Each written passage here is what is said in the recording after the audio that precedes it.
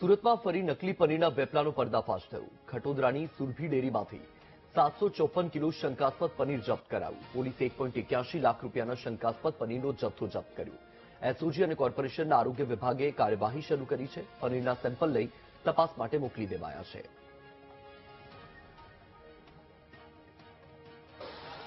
સુરતમાંથી વધુ એક વખત નકલી એટલે કે શંકાસ્પદ પનીરનો જથ્થો ઝડપાયો હોવાનું સામે આવ્યું છે। સુરત એસઓજી પોલીસે અને આરોગ્ય વિભાગની ટીમે સાથે રહીને સુરતના ખટોદરા વિસ્તારમાંથી જે છે તે આ પનીરનો જથ્થો જે છે તે અહીંથી ઝડપી પાડવામાં આવ્યો છે।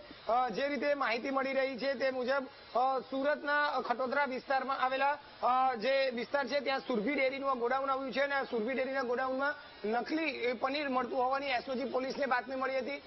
જે આધારે પોલીસે અહીંથી નકલી પનીરનો જથ્થો જે છે તે ઝડપી પાડ્યો છે અને સીઝ કર્યો છે। જે રીતે અત્યારે આ તમને દ્રશ્ય બતાવું, આ ગોડાઉનમાં જે છે તે પનીરનો જથ્થો રાખવામાં આવ્યો હતો અને આ જથ્થામાં આ જગ્યાએ આ તમે જોઈ શકો છો અત્યારે આ પ્રકારનો પનીર જો મુદ્દામાલ જે છે તે સીઝ કરાયો છે।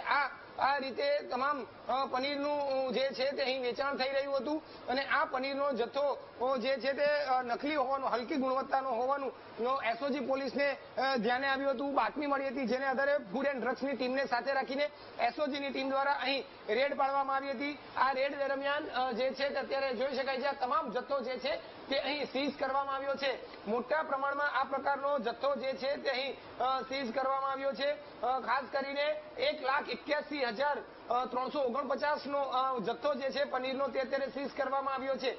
શંકાસ્પદ હાલતમાં એટલે કે શંકાસ્પદ હોવાનું આ જણાઈ રહ્યું છે। હલકી ગુણવત્તાનો આ પનીરનો જથ્થો હોવાનું જાણવા મળ્યું છે, જેના કારણે હાલ અહીં એસઓજીની ટીમે રેડ કરી હતી અને એસઓજીની ટીમ અને ફૂડ એન્ડ ડ્રગ્સની ટીમ મળી કુલ 755.621 ગ્રામ એટલે કે જો 240 રૂપિયા લેખે જો આની કિંમત ગણવામાં આવી છે, એના કારણે 1,81,349 ની કિંમતનો આ પનીરનો જથ્થો જે છે તે હાલ ઝડપી પાડવામાં આવ્યો છે। અત્યારે જોઈ શકાય છે કે જે રીતે અત્યારે આ તમામ મુદ્દામાલ જે છે તે સીઝ કરવામાં આવ્યો છે ને આ તમને બતાવવાનો પ્રયત્ન કરી રહ્યો છું કે આ પનીરનો જથ્થો જે છે તે હલકી ગુણવત્તાનો છે। નકલી પનીરનો જથ્થો જે છે તે અત્યારે હાલ અહીંથી પોલીસે સીઝ કરી દીધો છે।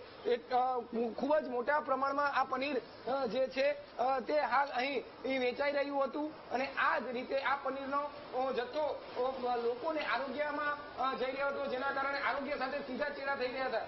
તમને આ પનીરનો જથ્થો બતાવી રહ્યો છું। આ પનીરના જથ્થો અખાદ્ય હોવાનું પોલીસને શંકા છે, જેના કારણે અહીં પોલીસે ફૂડ એન્ડ ડ્રગ્સની ટીમને સાથે રાખીને રેડ કરી હતી અને આ પ્રકારે જોઈ શકાય છે કે આ પ્રકારે પનીર જે છે તે લોકોને પીરસવામાં આવી રહ્યું છે અને પીરસાઈ રહ્યું હતું।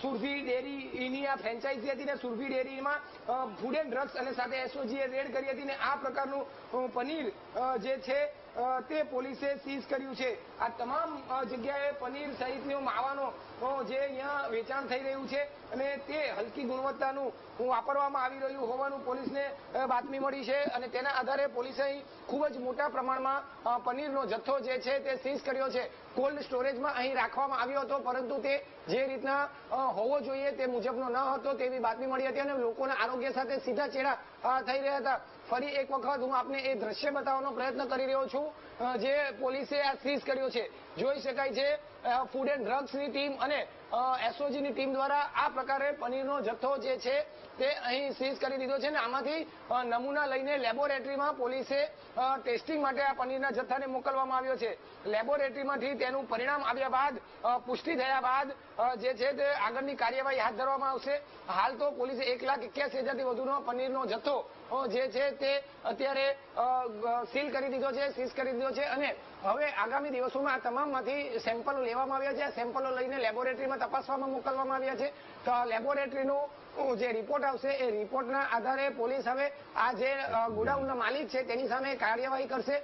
પરંતુ સૌથી મોટી વાત છે કે સુરતમાં એક પછી એક નકલી ખાદ્ય પદાર્થોની ચીજવસ્તુઓ મળી રહી છે, તેમાં ફરી એક વખત પનીરનો જથ્થો જે છે તે પોલીસે સીઝ કર્યો છે, પોલીસને મળી આવ્યો છે, સાથે ફૂડ એન્ડ ડ્રગ્સની ટીમ સાથે આ આખી રેડ કરી છે। એટલે ખૂબ જ મોટી કાર્યવાહી હાલ એસઓજી પોલીસની સામે આવી છે। આ કેટલા સમયથી આ પ્રકારે કામ ચાલી રહ્યું હતું તે એક મહત્વનું બની રહ્યું છે અને પોલીસે હાલ તો આ તમામ જથ્થો અખાદ્ય જથ્થો હોવાની શંકાના આધારે સીઝ કરીને આગળની કાર્યવાહી શરૂ કરી છે। કેમેરામેન દેવેશ સોલંકી સાથે ધ્રુવ સોમપુરા, વીટીવી ન્યૂઝ, સુરત.